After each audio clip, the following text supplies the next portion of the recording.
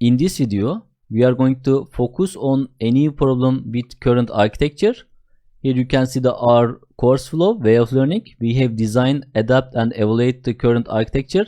Now it is time to define and clarify a new problem with asking what is wrong with this architecture and how can we improve this current design.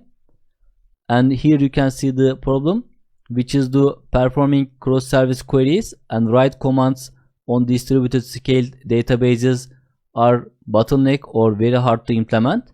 So that means when we horizontally scale databases and separate data into different shards with applying the database sharding pattern, we should reconsider our commands and queries that comes from the microservices.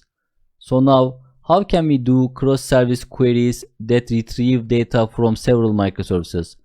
And how can we separate read and write operations at scale with using these databases? These are the business requirements that we have to develop and deploy onto our highly scaled microservice architectures. And here you can see the problems with the current architecture.